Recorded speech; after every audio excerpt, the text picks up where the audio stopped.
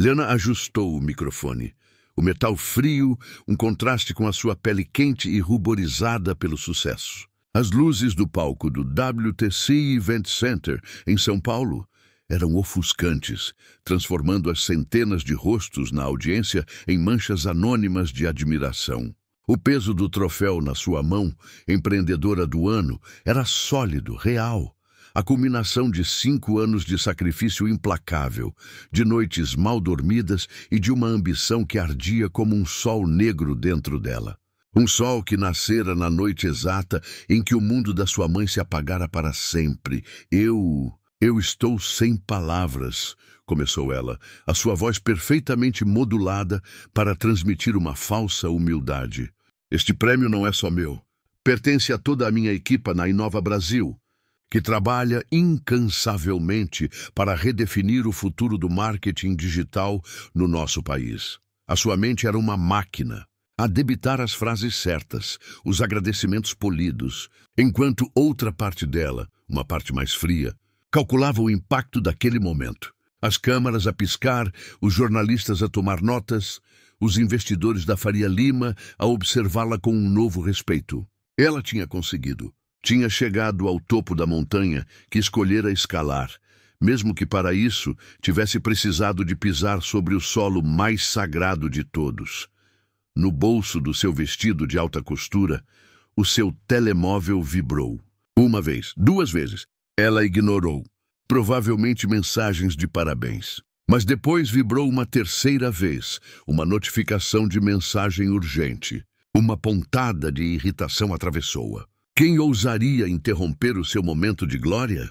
Enquanto a salva de palmas final ecoava pelo auditório, ela permitiu-se um vislumbre rápido ao ecrã. O nome que apareceu na notificação fez com que o sangue lhe fugisse do rosto. O sorriso congelou nos seus lábios. O troféu pareceu subitamente pesado, um bloco de gelo na sua mão a suar. Era um nome que ela não via há 5 anos. Um nome associado àquela festa, à noite fatídica que fora a sua rampa de lançamento. Diogo Medeiros, o anfitrião. O homem que lhe abrira as portas do céu profissional, enquanto ela fechava a porta do seu próprio coração. A mensagem era curta, um punhal digital apontado diretamente à sua jugular. Eles sabem. Sabem o que fizeste naquela noite para conseguires o contrato da Tupicap. O vídeo apareceu. Está tudo acabado. O barulho ensurdecedor da ovação transformou-se num zumbido distante. As luzes do palco pareceram contrair-se, focando-se nela, expondo-a. De repente, ela não era a empreendedora do ano. Era apenas Liana, a filha que trocara o funeral da mãe por uma oportunidade. A mulher que construíra um império sobre uma fundação de podridão. E o preço daquela escolha, adiado por 5 anos, chegara finalmente para ser cobrado no exato momento do seu maior triunfo. O destino, com a sua ironia cruel, estava a apresentar a fatura. E ela sabia com uma certeza que lhe gelou a alma, que não tinha como pagar. 5 anos antes, a vida de Liana era uma corrida constante contra o relógio. Aos 26 anos, ela era gestora de projetos júnior, na mais competitiva agência de publicidade de São Paulo. Um mundo de prazos impossíveis, de egos frágeis e de uma pressão que esmagaria qualquer um que mostrasse o mínimo sinal de fraqueza. Liana não mostrava. Era uma tubarão num aquário de tubarões, elegante, rápida e impiedosa. O seu telemóvel era uma extensão da sua mão. O seu MacBook, uma janela permanente para o trabalho. Dormia 4 horas por noite e alimentava-se de café e da adrenalina de fechar um negócio. A sua mãe, Helena, era o seu oposto polar. Uma professora de literatura aposentada, viúva há 10 anos, que vivia numa casa modesta na Muca, o mesmo bairro tradicional onde Liana crescera, um oásis de tranquilidade na selva de pedra paulistana. O mundo de Helena era pequeno, mas rico em detalhes. Era o cheiro do bolo de fubá a sair do forno, o som dos bem-te-vis no seu pequeno quintal, a alegria de um livro novo ou de uma longa conversa com uma vizinha. E, acima de tudo, o seu mundo era Liana. Helena era o porto seguro que Liana visitava cada vez com menos frequência. As chamadas de Helena eram atendidas com um "Mãe, estou numa reunião, te ligo depois", um depois que raramente chegava. As suas mensagens de WhatsApp, cheias de "Comeu direito, minha filha. Ouvi este vestido na vitrine e lembrei de você", eram lidas horas mais tarde, respondidas com um emoji de polegar para cima. Liana amava a mãe, de uma forma abstrata e distante. Amava a ideia de ter uma mãe, um refúgio de amor incondicional para onde podia, teoricamente, voltar. Mas, na prática, a mãe era uma interrupção. As suas preocupações simples, as suas histórias repetidas, o seu ritmo lento. Tudo isso chocava com a urgência da vida de Liana. "Mãe, eu não posso ir almoçar no domingo", disse Liana ao telefone, uma semana antes de tudo mudar, enquanto manobrava no trânsito caótico da Marginal Pinheiros. Apareceu a apresentação para a Tupicap. "É o maior cliente que alguma vez tivemos. Isto pode significar a minha promoção." Do outro lado da linha, o silêncio de Helena foi mais pesado do que qualquer reprimenda. "Claro, minha filha. O trabalho primeiro." "Eu entendo", disse ela, a sua voz com uma nota de resignação que Liana escolheu ignorar. "Eu guardo um pedaço de bolo para você." "Não precisa, mãe. Eu provavelmente vou comer um salgado qualquer aqui na agência." "A gente se fala." Desligou. Nem sequer ouviu a mãe a suspirar do outro lado. Helena desligou o telefone e olhou para a sua cozinha imaculada. Tinha passado a manhã a preparar a massa da lasanha preferida da filha. Sentiu uma tontura súbita, uma sensação estranha de pressão no peito. Atribuiu-a ao calor, à decepção.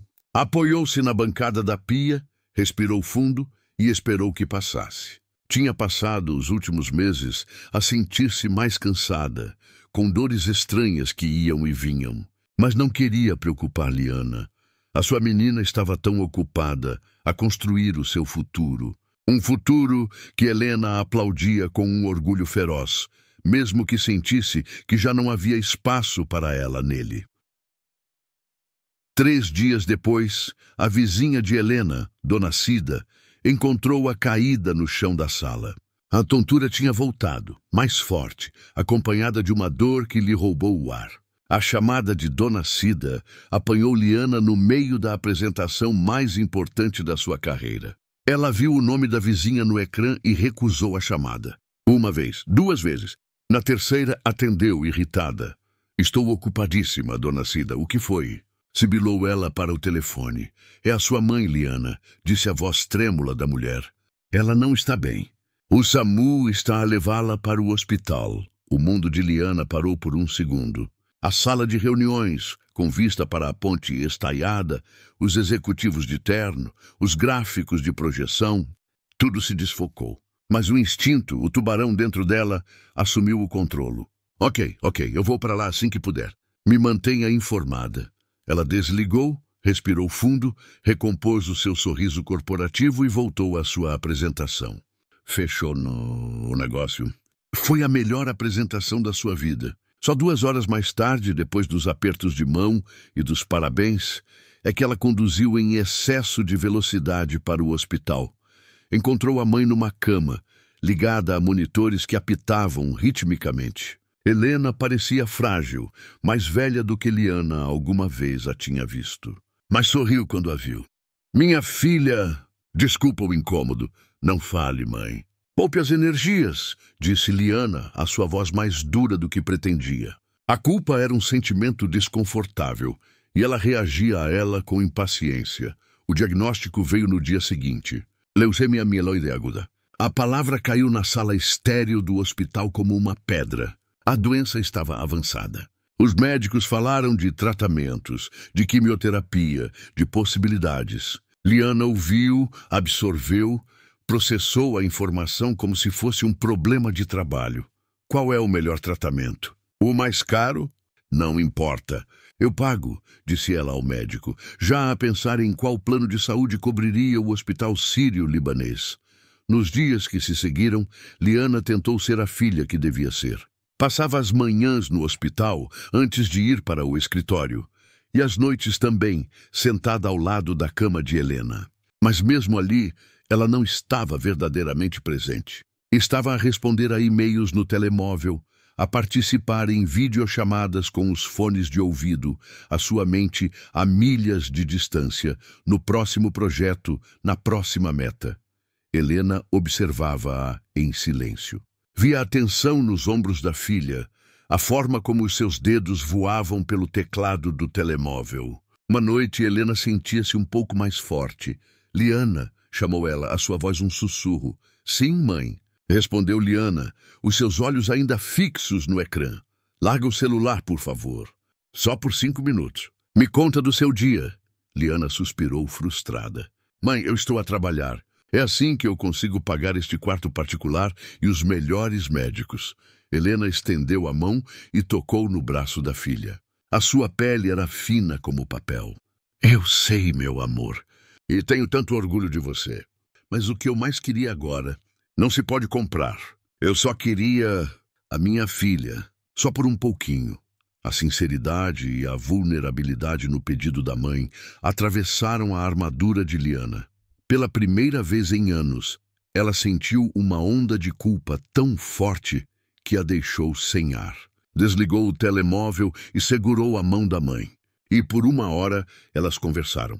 Helena falou da sua infância em Minas Gerais, do dia em que conheceu o pai de Liana num baile em São Paulo, de como se sentiu quando segurou Liana nos braços pela primeira vez. E Liana ouviu.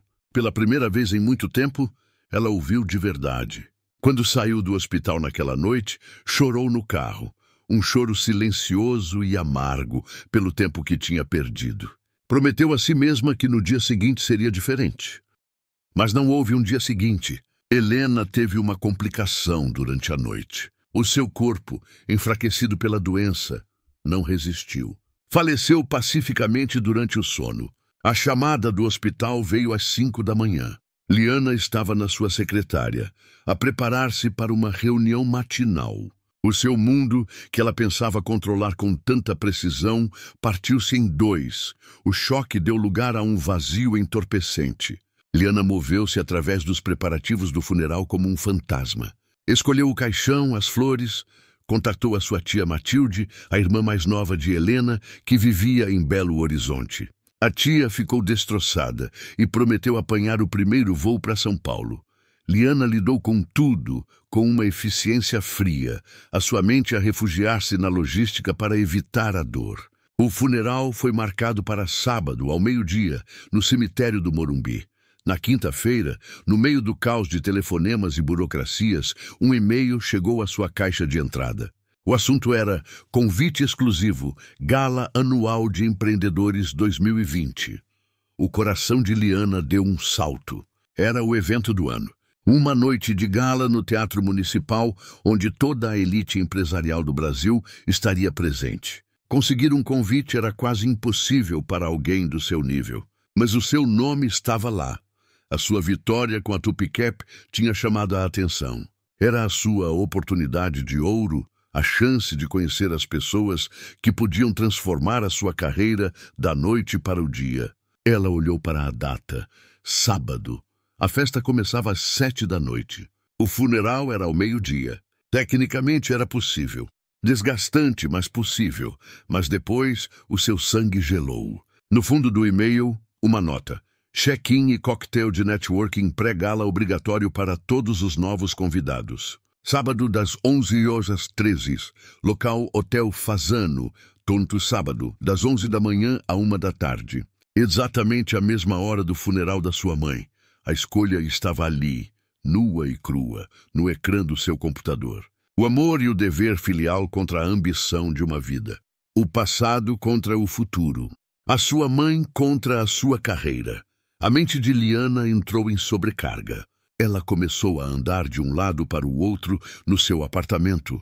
O seu cérebro a procurar desesperadamente uma justificação, uma saída, uma forma de tornar o impensável palatável. A mãe já se foi, disse uma voz fria e pragmática na sua cabeça. A minha presença num cemitério não a vai trazer de volta. É um ritual para os vivos, e os vivos que importam para o meu futuro estarão naquela festa. Mas é a sua mãe. Gritava outra voz, mais fraca, a voz da sua consciência, a voz que soava como Helena. É a última despedida, último ato de amor e respeito. O respeito mostra-se em vida, retorquiu a primeira voz. E eu vou honrar a memória dela, ao tornar-me a mulher bem-sucedida que ela sempre quis que eu fosse. Esta oportunidade é por ela, é o legado dela. A racionalização era um bálsamo venenoso. Ela agarrou-se a ela com todas as suas forças. Convenceu-se de que a sua mãe altruísta e orgulhosa, iria querer isto para ela. Que ela iria sacrificar a sua própria despedida pelo sucesso da filha. A decisão final foi selada quando ela ligou à sua tia Matilde. Tia, preciso te pedir uma coisa, começou Liana, a sua voz cuidadosamente controlada. Eu não vou poder ir ao funeral no sábado. Houve um silêncio chocado do outro lado. O quê? Liana, o que você está dizendo? É o funeral da sua mãe. Eu sei, tia. Mas surgiu uma oportunidade de trabalho que não posso de forma alguma perder. É uma coisa única. Vai definir toda a minha carreira, explicou Liana, a sua voz a soar oca e falsa até para si mesma. Uma oportunidade de trabalho?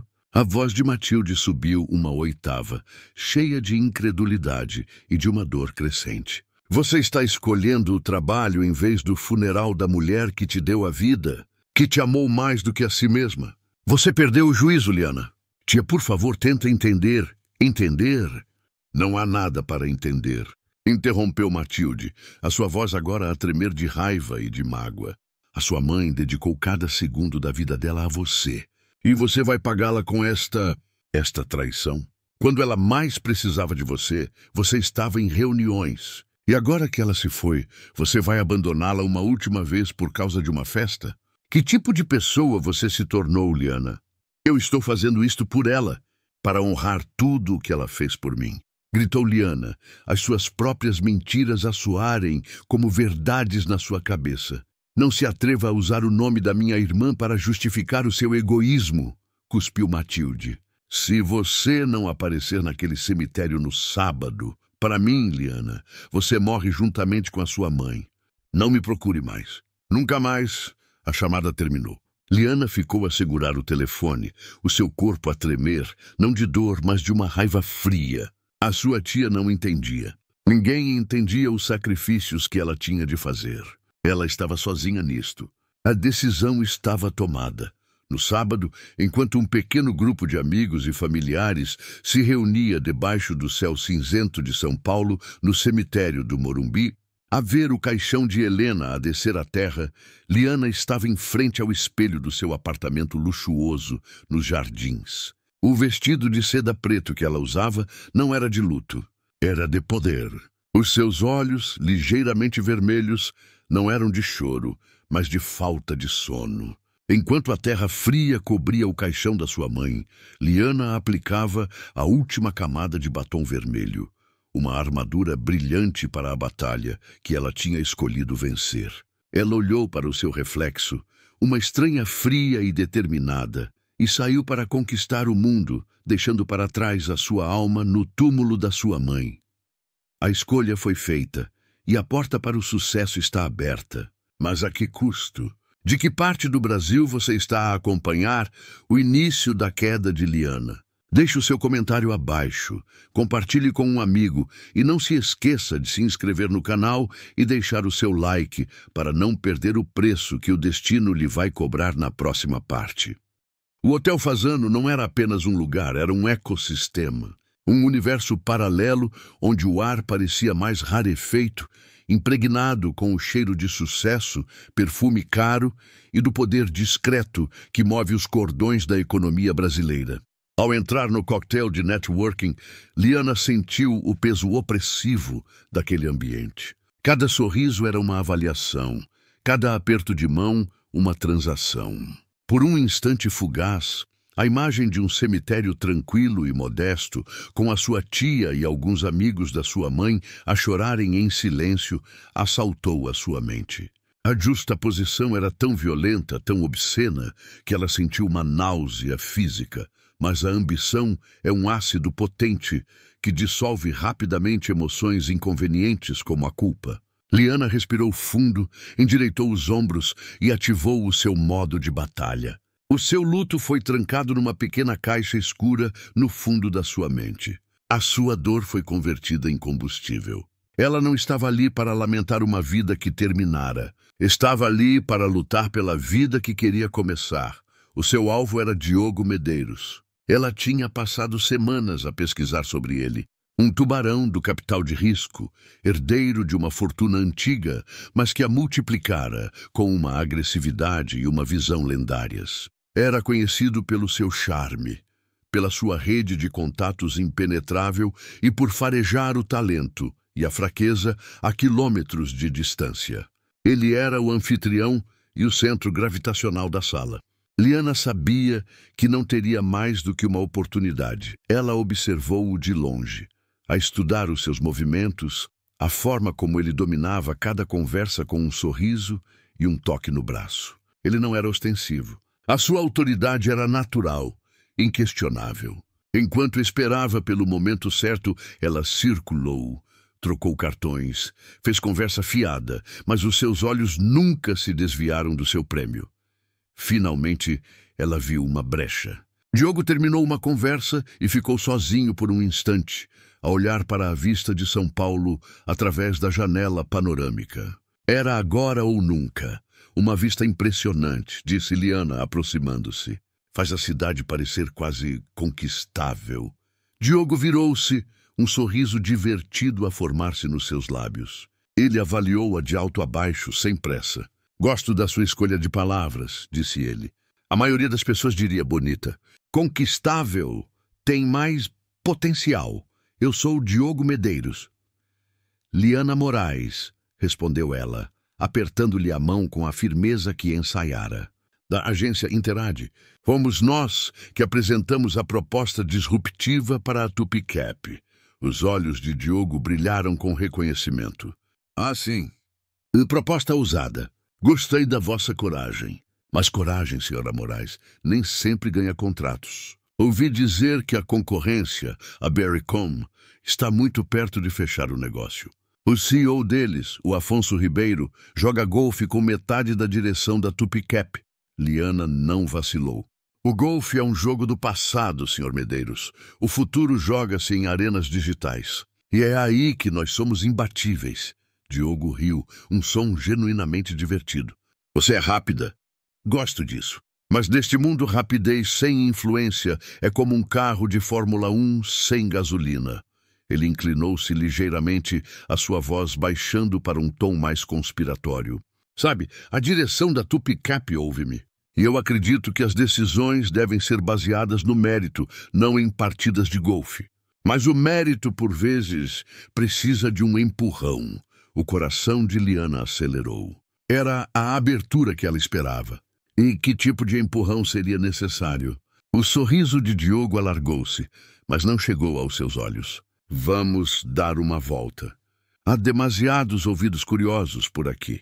Ele guiou-a, através da multidão, para uma biblioteca privada adjacente ao salão principal. Um santuário silencioso de couro e madeira escura. Fechou a porta e o som da festa tornou-se um murmúrio distante. De repente, Liana sentiu-se vulnerável, como se tivesse sido separada do rebanho por um lobo. Vamos ser diretos, Liana, disse Diogo, servindo 2 copos de uísque de um decantador de cristal. Eu posso fazer com que você ganhe o contrato da Tupicap. Posso fazer uma chamada amanhã de manhã e o negócio é seu. A sua carreira explode. A sua vida muda. Ele entregou-lhe um copo. As suas mãos tremiam ligeiramente. O que é que quer em troca? Uma demonstração de lealdade, disse ele, a sua voz suave. Uma prova de que você não é apenas uma funcionária talentosa, mas uma jogadora. Alguém que entende que, para chegar ao topo, por vezes é preciso sujar as mãos. Ele foi até a sua pasta, que estava pousada numa poltrona, e tirou dela uma pequena pendrive preta. Colocou-a na mesa entre eles. Parecia inofensiva, mas irradiava uma energia sinistra. O Afonso Ribeiro da BR-Com, começou Diogo. Está aqui esta noite. Ele é arrogante. Deixou seu computador portátil no bengaleiro, dentro da pasta. Ele confia demasiado nas pessoas. Nesta pendrive há um pequeno programa. Nada destrutivo, apenas embaraçoso. Contém um ficheiro que, uma vez aberto, se copia para a sua apresentação da Tupicap. Um ficheiro que contém dados financeiros falsos e e-mails forjados que o implicam num pequeno esquema de insider trading. Quando ele apresentar a sua proposta final na segunda-feira, esse ficheiro estará lá. Ele será desqualificado, humilhado, e o caminho estará livre para si. Liana olhou para a pendrive e depois para Diogo, horrorizada. Aquilo não era um empurrão, era sabotagem. Era crime. Eu não posso fazer isso. Claro que pode, disse Diogo calmamente. A questão é, você vai fazer? Olhe à sua volta, Liana. Este mundo não foi construído por pessoas que seguem as regras. Foi construído por pessoas que as reescrevem. O Afonso joga golfe. Você planta uma pendrive. São apenas versões diferentes do mesmo jogo. A sua mãe morreu, não foi? A pergunta apanhou-a de surpresa, uma punhalada vinda do nada. Como é que sabe? Eu tenho os meus recursos. Pesquisei sobre si depois de ver a sua proposta. O funeral é hoje. E, no entanto, você está aqui. Isso diz-me tudo o que preciso de saber. Diz-me que você é capaz de fazer sacrifícios. Diz-me que você tem fome. A maioria das pessoas hesitaria, pensaria na moralidade, no que a mamã lhes ensinou.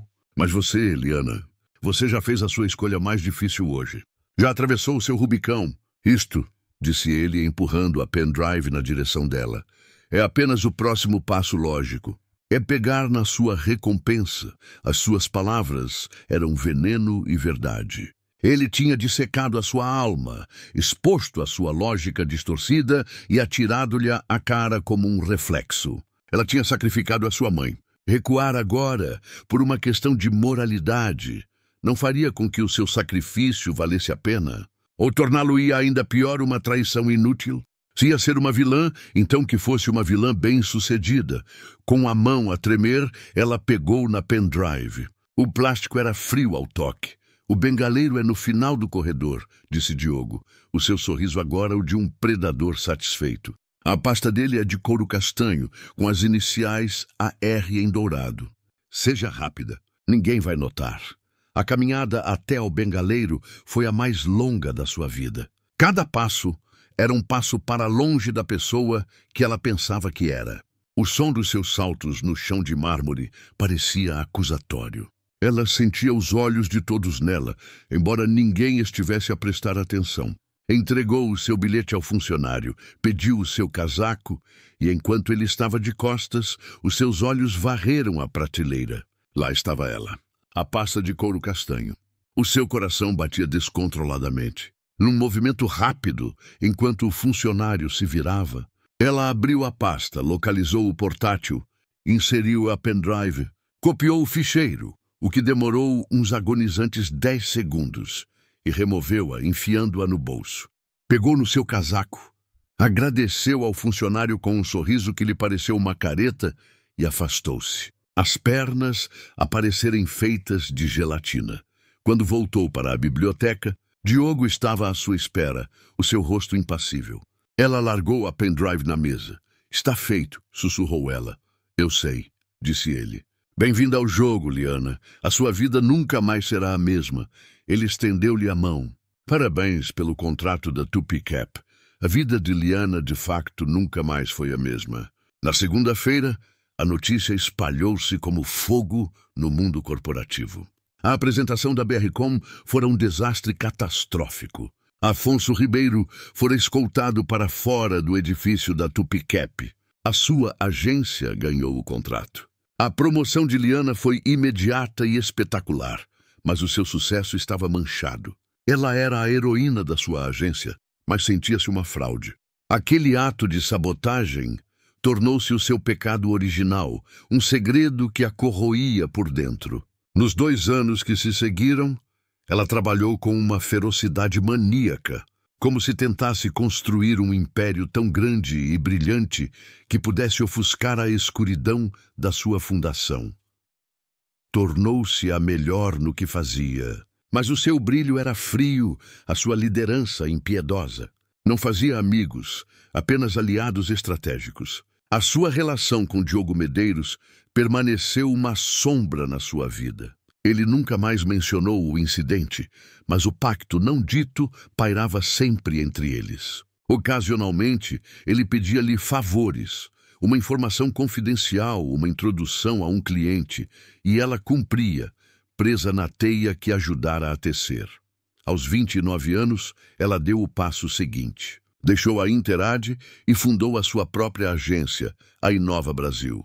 Com a bênção secreta de Diogo, levou consigo o seu maior cliente, a Tupicap. Foi um movimento brutal, que lhe valeu muitos inimigos, mas cimentou a sua reputação como a nova rainha do marketing digital. O seu sucesso material era inegável. Comprou uma penthouse duplex na Avenida Paulista, com uma piscina de borda infinita que dava para o mar de arranha-céus. Vestia Prada e viajava de primeira classe. Era a capa da Forbes Brasil. Era um exemplo, um ícone da mulher de negócios moderna. Mas por dentro, o império era oco. As noites eram as piores. Sozinha no seu apartamento silencioso e minimalista, o silêncio era preenchido por fantasmas. Tinha pesadelos recorrentes em que estava no funeral da mãe, mas o caixão estava vazio e todos os presentes se viravam e apontavam para ela, os seus rostos contorcidos em acusação. Acordava a suar, o coração a martelar contra as costelas. A sua tia Matilde nunca mais lhe falou.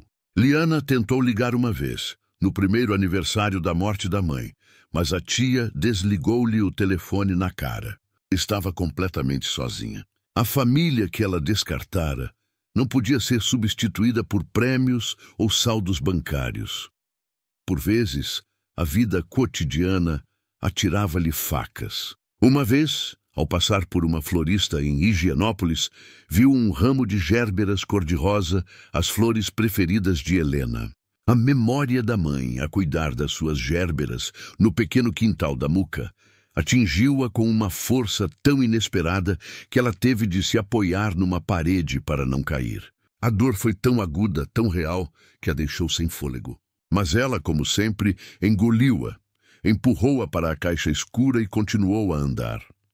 A noite do prêmio Empreendedora do Ano deveria ter sido a sua coroação, a justificação final.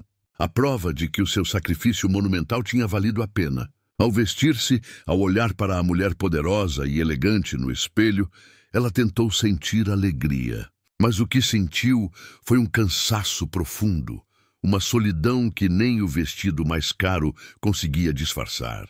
Não havia ninguém para quem ligar e partilhar a notícia.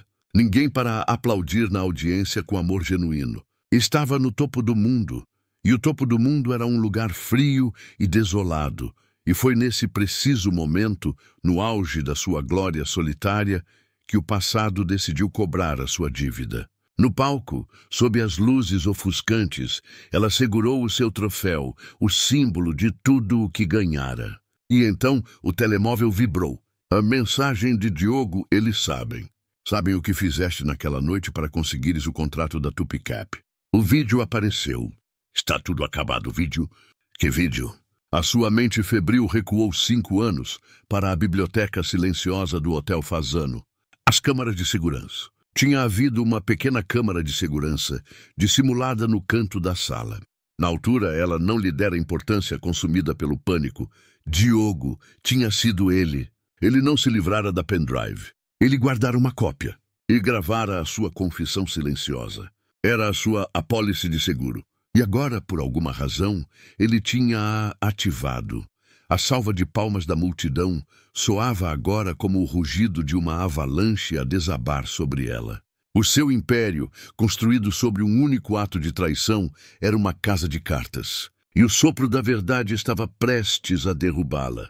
O preço, que ela pensara ter pago com noites sem dormir e uma alma vazia, estava apenas a começar a ser cobrado. E a primeira prestação era a humilhação pública da sua queda. O aplauso transformou-se num ruído branco e ensurdecedor. O peso do troféu na mão de Liana era agora o peso de uma lápide. Cada flash das câmaras parecia um holofote de interrogatório a expor a sua alma culpada. O sorriso no seu rosto, momentos antes, um símbolo de triunfo, era agora uma máscara de gesso a rachar sob a pressão de um pânico vulcânico que subia do seu estômago. Vídeo, eles sabem, acabado. As palavras de Diogo pulsavam na sua mente, em sincronia com os batimentos descontrolados do seu coração. Ela precisava de sair dali, agora. Obrigada, conseguiu ela balbuciar ao microfone, a sua voz um fio trêmulo, que mal se ouviu por cima da ovação. Eu peço desculpa, não me estou a sentir bem. Ela virou-se abruptamente, quase a tropeçar no seu vestido caro, e fugiu do palco. Não olhou para trás. Atravessou os bastidores como um furacão, ignorando os olhares confusos e as perguntas dos organizadores do evento. Só parou quando chegou ao ar frio e úmido da noite de São Paulo, o seu corpo a tremer incontrolavelmente. A cidade, a sua cidade conquistada, parecia agora uma besta de betão e luz, pronta a devorá-la.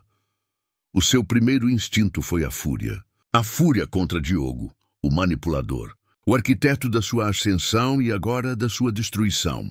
Sacou do telemóvel, as suas mãos a tremer tanto que mal conseguia marcar o número. O telefone de Diogo tocou 1, 2, 3 vezes, antes de cair no correio de voz. A sua saudação gravada, calma e arrogante foi um insulto à sua agonia. Ela ligou de novo. E de novo. Nada. Ele estava a brincar com ela, a saborear o momento. Recusando-se a ser uma vítima passiva, ela entrou no seu carro. Um Porsche que em breve não seria seu, e conduziu de forma imprudente pelas ruas da cidade em direção ao único lugar onde sabia que ele estaria. O seu covil. Uma torre de escritórios ultramoderna na Faria Lima, onde ele mantinha uma penthouse que servia de escritório e de fortaleza. A segurança do prédio, que normalmente a cumprimentava com um respeito subserviente, barrou-lhe a entrada. O Sr. Medeiros deixou ordens expressas para não ser incomodado, disse o guarda, o seu rosto uma máscara impenetrável. Eu não quero saber das ordens dele. Diga-lhe que Liana Moraes está aqui, e que se ele não me receber, eu faço um escândalo que vai ser ouvido até o Rio de Janeiro. Gritou ela, a sua compostura a desintegrar-se. O guarda falou ao intercomunicador. Momentos depois, a sua expressão mudou. Pode subir, disse ele, com um tom que já não continha respeito, mas uma curiosidade maliciosa. O elevador privado subiu em silêncio, um caixão de vidro a levá-la para o seu julgamento. Diogo estava à sua espera na sua sala ampla, com paredes de vidro que ofereciam uma vista de 360 graus sobre a cidade cintilante. Estava sentado numa poltrona de couro, um copo de uísque na mão, a calma personificada. Liana, disse ele, como se a cumprimentasse para um café. Que visita inesperada. Gostou do prêmio? O que é que fizeste? Sibilou ela, avançando na sua direção. Por que é que fizeste isto, Diogo, depois de todos estes anos? Negócios, respondeu ele, dando um gole na sua bebida. Sempre foram negócios, Liana. Você foi um excelente investimento. Rendeu-me bastante. Mas todos os investimentos têm um ciclo de vida. O seu acabou. Um ciclo de vida? Eu construí um império. Eu dei-te tudo o que pediste. Sim, você foi uma boa peã. Mas o jogo mudou. Surgiram novos jogadores, mais jovens, com mais fome. E, francamente, um escândalo em torno da minha antiga protegida cria uma distração útil, enquanto eu movo as minhas peças noutra parte do tabuleiro. Além disso, o Afonso Ribeiro está de volta ao jogo. Fez as pazes com a direção da Tupicap, e ele queria vingança. Vender-lhe a sua cabeça foi um excelente gesto de boa vontade da minha parte. A frieza das suas palavras era desumana. Ela não era uma pessoa para ele. Era um ativo a ser liquidado. O vídeo, disse ela, a sua voz um sussurro rouco. Sempre o tiveste. Claro, admitiu ele com um sorriso cruel. Uma apólice de seguro. Nunca se sabe quando uma peã ambiciosa pode decidir que quer ser rainha. Ele pegou num tablet que estava ao seu lado e tocou no ecrã. A imagem granulada de uma câmara de segurança apareceu. Ela viu-se a si mesma, 5 anos mais nova, na biblioteca do Fasano. Viu a sua própria mão a pegar na pendrive. Viu o terror e a ambição a lutar no seu rosto. A prova era irrefutável. Já foi enviado, disse Diogo desligando o tablet. Para o Léo Batista. Sabe quem é, certo? O bloguista de mexericos corporativos. O rei do veneno. A esta hora, ele já deve ter publicado. A sua reputação, minha cara Liana, tem talvez mais uns 30 minutos de vida. Foi um prazer fazer negócios consigo. Ele virou-se de costas para ela, a olhar para a cidade, um gesto de demissão final. Ela era, para ele, invisível. O seu mundo estava a acabar, e ele já estava a pensar no seu próximo movimento. Liana ficou ali, no meio daquela sala opulenta, a compreender a verdadeira natureza do mal. Não era um monstro com chifres. Era um homem de fato, com um copo de uísque na mão, que tratava as vidas humanas como se fossem ações na bolsa de valores. A queda foi mais rápida e mais brutal do que ela alguma vez poderia ter imaginado. Quando regressou ao seu carro, o seu telemóvel já estava a explodir. Era o post do blog do Léo Batista. A manchete era sensacionalista e demolidora. Empreendedora do ano. Fraude da década. O vídeo secreto que expõe a verdade suja por trás de Liana Moraes e da Inova Brasil. O artigo era uma obra-prima de destruição. Continha capturas de ecrã do vídeo, uma análise detalhada da ascensão meteórica de Liana e da queda suspeita da BRCom, e citações anônimas de ex-colegas a descrevê-la como fria, calculista e capaz de tudo para chegar ao topo. Mas a facada final, a que a fez perder o ar, foi a menção ao funeral. Uma fonte próxima da família. Ela soube imediatamente que só podia ser a sua tia Matilde, contactada pelo jornalista implacável. Confirmara que Liana não comparecera ao funeral da própria mãe, que ocorrera no mesmo dia da gala onde o crime fora cometido. O artigo não a pintava apenas como uma criminosa corporativa. Pintava-a como um monstro sem coração. Em questão de horas, a história tornou-se viral. Estava em todos os portais de notícias, era o assunto mais comentado no Twitter. O seu nome, que ela trabalhara tanto para associar ao sucesso, era agora sinônimo de escândalo. Memes com a sua cara, o troféu na mão e a legenda Prêmio de Pior Filha do Ano inundaram a internet. O ataque seguinte veio de dentro. Na manhã seguinte, ela convocou uma reunião de emergência na Inova Brasil. Quando entrou na sala de reuniões com paredes de vidro, a sua sala de reuniões no seu prédio não foi recebida com apoio, mas sim com um muro de silêncio hostil. A sua equipa, as pessoas que ela contratara e que a ajudaram a construir o império, olhavam para ela com uma mistura de medo e desprezo. Nós precisamos digerir isto, começou ela. A sua voz a tentar projetar uma calma que não sentia. Uma declaração à imprensa, uma equipa de gestão de crise. É tarde demais para isso, Liana. Interrompeu-a o seu diretor financeiro, um homem que ela promovera e em quem confiava. A Tupicap acabou de nos ligar. Estão a rescindir o contrato. Há cláusula de conduta moral. E eles vão processar-nos. A todos nós. Outros clientes seguiram-se. Como dominós, os pilares do seu império começaram a cair. Os seus funcionários, a verem os seus empregos a desaparecer, viraram-se contra ela. Exigiram a sua demissão imediata, numa tentativa desesperada de salvar o que restava da agência, de a isolar como a única culpada. A cena final foi a mais humilhante de todas. 2 dias depois do seu maior triunfo, Liana foi escoltada para fora do seu próprio escritório por seguranças, a carregar uma caixa de cartão com os seus pertences pessoais. Enquanto atravessava o escritório em open space, sentiu dezenas de pares de olhos sobre si. Ninguém disse uma palavra. O silêncio era a sua sentença. A mulher que chegara ao topo estava agora a ser expulsa do seu próprio reino, uma rainha exilada. A penthouse, na Avenida Paulista, que sempre fora o seu santuário de poder, tornou-se a sua jaula dourada. As chamadas pararam. Os convites desapareceram. Os amigos do mundo dos negócios, que antes competiam pela sua atenção, agora não atendiam o seu número. Era uma pária. Os advogados da Tupicap e da Berricon foram rápidos. As suas contas bancárias foram congeladas. Os seus bens arrestados. O Porsche foi rebocado. O mundo de luxo que ela construíra evaporou-se, revelando o vazio que sempre existira por baixo. Foi nesse silêncio ensurdecedor, despojada de todas as distrações, o trabalho, o status, o dinheiro, que Liana foi forçada a confrontar o seu verdadeiro crime. Não a sabotagem corporativa, mas a traição à sua mãe. Sem nada para fazer, ela começou a vaguear pelo apartamento como uma alma penada.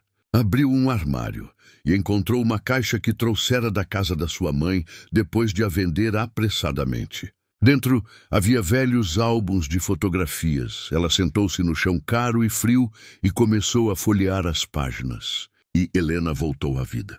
Helena a segurá-la ao colo, um bebê de meses. Helena a ajudá-la a soprar as velas no seu 5º aniversário. Helena a aplaudir, com os olhos a brilhar de orgulho na sua formatura da faculdade. Fotografia após fotografia, via-se a si mesma a crescer, sempre sob o olhar amoroso e constante da sua mãe. Um amor que ela tomara como garantido. Um amor que ela descartara como se fosse um acessório fora de moda. Ela lembrou-se da última conversa lúcida que tivera com a mãe no hospital. Eu só queria a minha filha. Aquele pedido simples, que na altura lhe parecera uma exigência irritante, agora soava como o eco da sua própria condenação. A sua mãe não lhe pedira dinheiro, nem médicos, nem luxo. Só lhe pedira tempo, e ela não lhe o dera.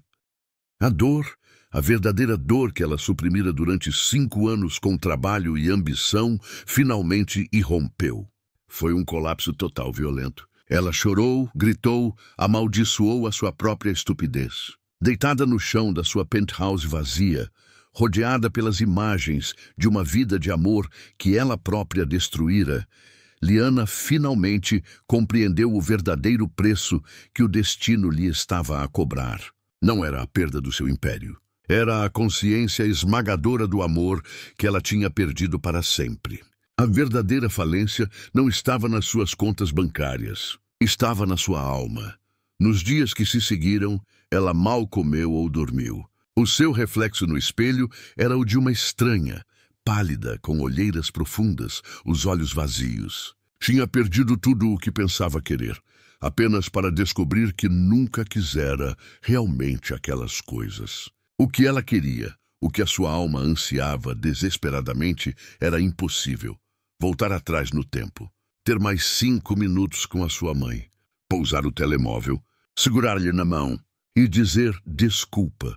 No meio do seu desespero, um único pensamento, frágil como um rebento a romper o betão, começou a formar-se. A sua tia, Matilde, a mulher que a renegara, a última ligação de sangue que lhe restava, a guardiã da memória da sua mãe. A ideia de a contactar era aterrorizante. O que lhe diria? Como poderia ela esperar perdão ou sequer uma audiência? Mas a alternativa era ficar ali, a apodrecer no mausoléu do seu sucesso fracassado. Ela vasculhou os seus contactos antigos, os seus e-mails, até que encontrou um número de telefone antigo de Belo Horizonte. O coração a martelar, ela discou. O telefone tocou 1, 2 vezes. Então ela desligou a tremer. Não conseguia. A vergonha era demasiado grande. O medo da rejeição era paralisante, mas o pensamento não a largou. Era o único caminho. Naquela noite, a notificação oficial de despejo foi afixada na sua porta. Tinha 72 horas para desocupar a penthouse. Era o fim da linha. Com as poucas centenas de reais que conseguira sacar antes de as suas contas serem congeladas, Liana tomou uma decisão. Não era um plano, era um ato de pura rendição. Ela fez uma pequena mala com algumas roupas e os álbuns de fotografias. Deixou para trás os vestidos de marca, as joias, os prêmios. Deixou para trás a Liana que o mundo conhecia. Desceu pelo elevador de serviço, evitando a humilhação de encontrar algum vizinho. Na rua não chamou um táxi. Caminhou anônima no meio da multidão paulistana em direção à estação rodoviária do Tietê. Comprou uma passagem só de ida para Belo Horizonte. A última parte da queda de Liana foi sentar-se num autocarro noturno, o cheiro a diesel e a sanduíches a substituir o perfume de Chanel. Enquanto o autocarro saía do terminal e se embrenhava na escuridão da autoestrada, ela olhou para as luzes de São Paulo a ficarem para trás. A cidade que fora o seu campo de batalha, o seu palco e o seu pedestal, era agora apenas uma memória distante e dolorosa. A sua reflexão no vidro da janela era a de um fantasma pálido a assombrar a sua própria vida. Ela não sabia o que a esperava em Minas Gerais. Provavelmente nada. Mas pela primeira vez em 5 anos, ela não estava a correr em direção a um prêmio ou a uma meta. Estava a correr em direção ao seu passado, na esperança desesperada de que, algures nas cinzas da sua vida, pudesse encontrar uma centelha de redenção. A viagem de autocarro de São Paulo para Belo Horizonte foi um purgatório de 12 horas. Cada quilômetro que a deixava mais longe da sua antiga vida era um quilômetro que a aproximava de um passado que ela tentara desesperadamente apagar. Pela janela, a paisagem urbana e arrogante de São Paulo deu lugar às colinas ondulantes e à terra vermelha de Minas Gerais. Liana observava, mas não via. A sua visão estava virada para dentro, para as ruínas da sua própria vida. Ela olhava para os outros passageiros, uma mãe a tentar acalmar um bebê a chorar, um grupo de estudantes a rir, um casal de idosos a dormir encostados um ao outro. Eram cenas de uma vida normal, comum, uma vida da qual ela se tinha divorciado voluntariamente em busca de algo que considerava extraordinário. Agora, daria tudo para trocar o seu sucesso tóxico pela simplicidade daquelas ligações humanas. O anonimato, que antes seria o seu maior medo, era agora o seu único refúgio. Ninguém ali sabia que ela era a pária do mundo dos negócios, a filha sem coração dos cabeçalhos das notícias. Ali, ela era apenas mais uma passageira cansada a fugir de algo. Chegou à rodoviária de Belo Horizonte ao raiar do dia, desorientada e encolhida. A cidade acordava com uma calma que lhe era estranha, um ritmo mais humano do que a batida frenética e incessante de São Paulo. Por um momento, o pânico instalou-se. O que estava ela a fazer ali? A sua tia provavelmente nem morava mais no mesmo lugar. A sua viagem foi um ato de loucura, não de esperança, mas ela não tinha para onde voltar. Pegou num pedaço de papel amachucado, onde anotara o endereço antigo, e, sentindo-se como uma extraterrestre, perguntou a um funcionário qual o autocarro que deveria apanhar para o bairro de Santa Teresa. A viagem pela cidade foi uma revelação.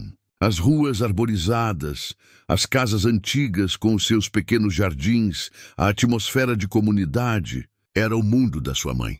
Um mundo que Helena tentara partilhar com ela nas suas visitas a São Paulo, mas que Liana sempre achara provinciano, lento demais. Agora parecia um paraíso perdido. Ela encontrou a rua e, no final dela, a casa. Era exatamente como se lembrava das visitas na infância. Uma casa simples, de um só andar, com um portão de ferro e um jardim bem cuidado na frente, cheio de manacás da serra e jasmins. Era um lar, não um statement arquitetônico. Era real.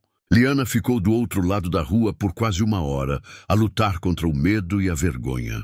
Cada minuto que passava, a sua convicção diminuía. O que estava prestes a fazer era pedir a uma mulher, a quem ela causara uma dor imensa, para a deixar entrar na sua vida novamente. Era um pedido egoísta, nascido do seu próprio desespero.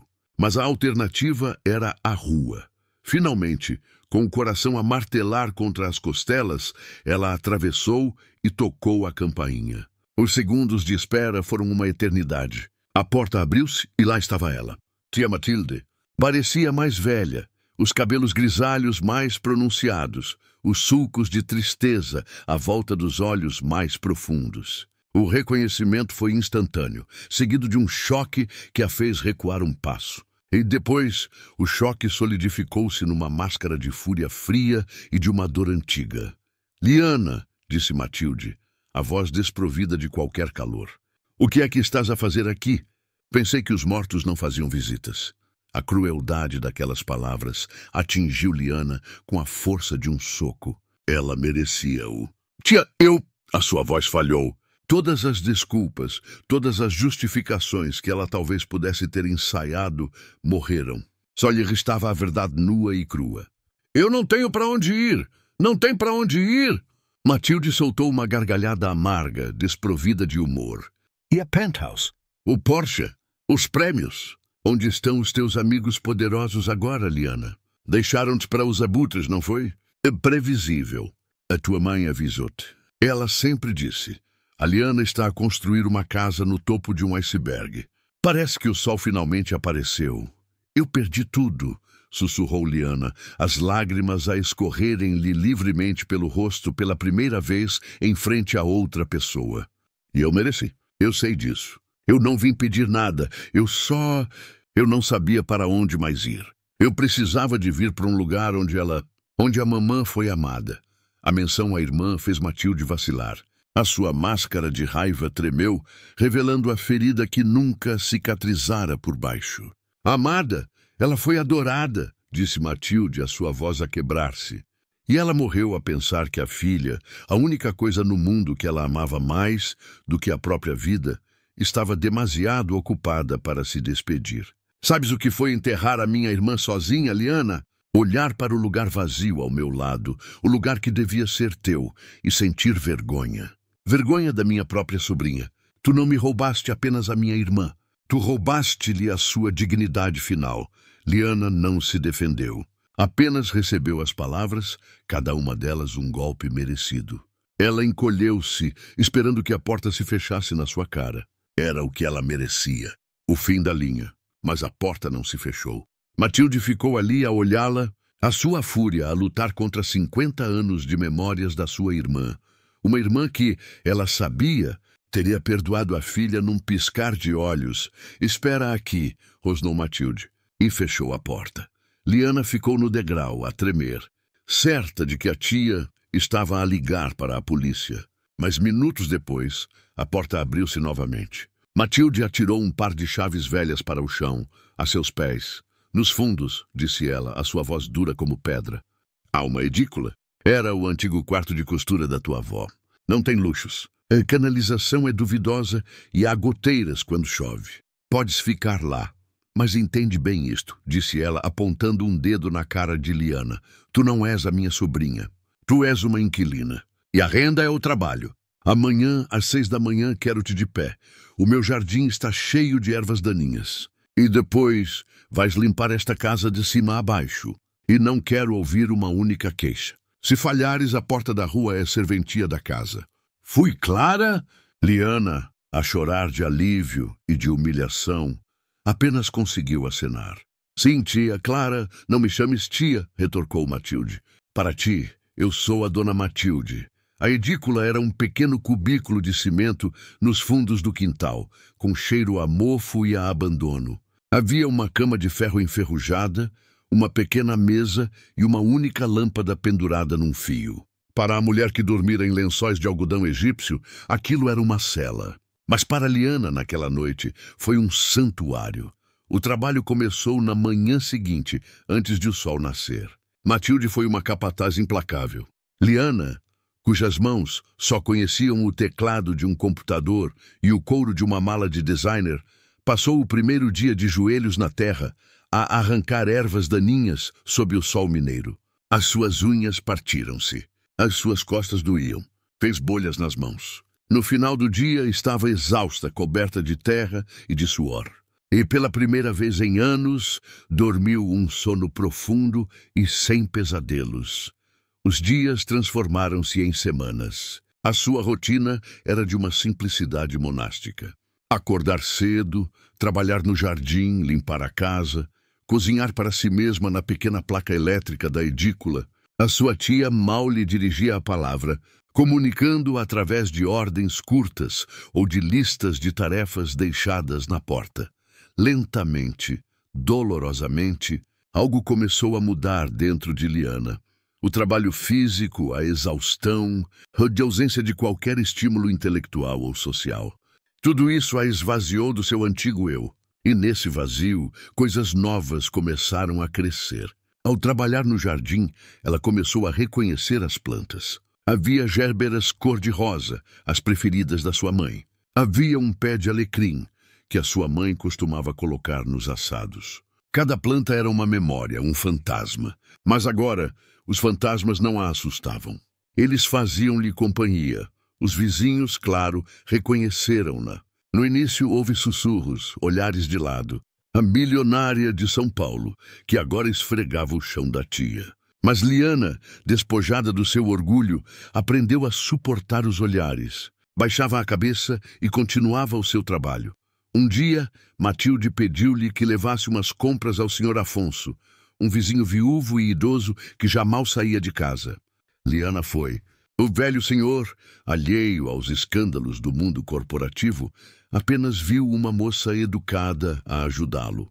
Ele agradeceu-lhe com um sorriso e contou-lhe uma história sobre como ele e a sua querida Helena costumavam trocar mudas de plantas por cima do muro.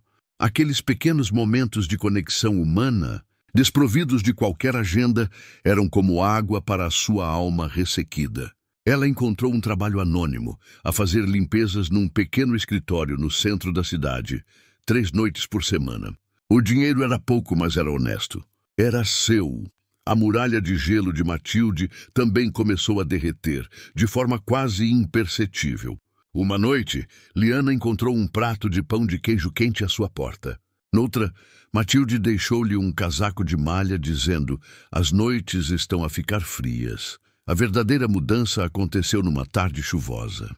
Liana estava a tentar consertar uma goteira na edícula quando Matilde apareceu à porta. "Vais apanhar uma pneumonia aí", disse ela bruscamente. "Pega nas tuas coisas. Podes ficar no quarto de hóspedes, pelo menos até a chuva passar." A chuva durou 3 dias. E Liana nunca mais voltou para a edícula. Naquela primeira noite dentro da casa, elas sentaram-se em silêncio na sala de estar. Ao ouvir a chuva a cair, ela falava muito de ti, disse Matilde. De repente, a olhar para uma fotografia de Helena na estante. Cada pequena vitória tua, ela celebrava como se fosse um campeonato do mundo. Ela recortava todos os artigos de jornal em que o teu nome aparecia. Mesmo quando tu não lhe ligavas, ela encontrava uma maneira de saber de ti. E ela preocupava-se. Dizia que o teu coração estava a ficar tão duro como os prédios de São Paulo. Liana começou a chorar, um choro silencioso. "Ela perdoar-te-ia", continuou Matilde, a sua voz agora mais suave. "Ela perdoar-te-ia antes mesmo de tu pedires. O amor dela por ti era teimoso, irritantemente incondicional. Eu é que sou mais dura, mas..." Ela fez uma pausa, a lutar com as suas próprias emoções. "Mas eu vejo-a em ti agora, na forma como cuidas das gerbras dela, na forma como sorriste para o Sr. Afonso. A Helena que eu conhecia, a minha irmã, está algures aí dentro. Naquela noite, Matilde entregou a Liana uma caixa de sapatos. Dentro estavam as cartas. Centenas de cartas que Helena lhe escrevera ao longo dos anos. Liana passou a noite a ler. Leu sobre o orgulho da mãe, sobre as suas preocupações, sobre a sua solidão. Leu sobre o amor, um amor tão vasto e tão profundo que ela nunca o tinha compreendido. E ao ler as palavras da sua mãe, Liana finalmente perdoou a si mesma, 2 anos depois. O jardim de Matilde é um dos mais bonitos da rua. Liana está de joelhos na terra, as suas mãos calejadas, a cuidar de um canteiro de gérberas cor-de-rosa. Ela não usa roupas de marca, apenas uns jeans velhos e uma t-shirt. O seu cabelo está preso num rabo de cavalo simples. Não há vestígios da CEO implacável. O seu rosto, sem a maquilhagem cara, parece mais jovem, mais sereno. Ela não voltou para São Paulo. O seu escândalo foi substituído por outros e o mundo esqueceu-se dela. Ela gosta disso. Trabalha a tempo parcial na biblioteca local, o antigo emprego da sua mãe, a organizar livros e a ajudar crianças com os seus trabalhos de casa. O seu mundo é pequeno como o de Helena. E como o de Helena é rico em detalhes, Matilde sai para o alpendre com uma jarra de limonada. As duas mulheres já não são guardiã e prisioneira. São família. A terra está boa este ano, diz Liana a sorrir para a tia. É porque tem boas mãos a cuidar dela, responde Matilde. Liana olha para o céu azul de Belo Horizonte. Ela perdeu uma fortuna, uma carreira, uma identidade. O preço que o destino lhe cobrou foi, de facto, muito alto. Mas o que ela recebeu em troca? Paz, perdão e uma segunda oportunidade de viver uma vida com significado era algo que dinheiro nenhum no mundo poderia comprar.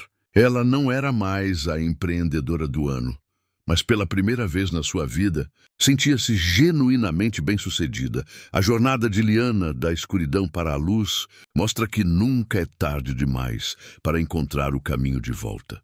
A redenção é possível, mesmo depois dos erros mais graves. Gostou desta história? Se sim, não se esqueça de se inscrever no canal para não perder as próximas narrativas. Deixe o seu like para nos ajudar a chegar a mais pessoas e compartilhe este vídeo com alguém que precise de uma história de esperança. E, claro, queremos saber de si. Comente aqui embaixo de que parte do Brasil ou do mundo você está a assistir. A sua história também é importante para nós.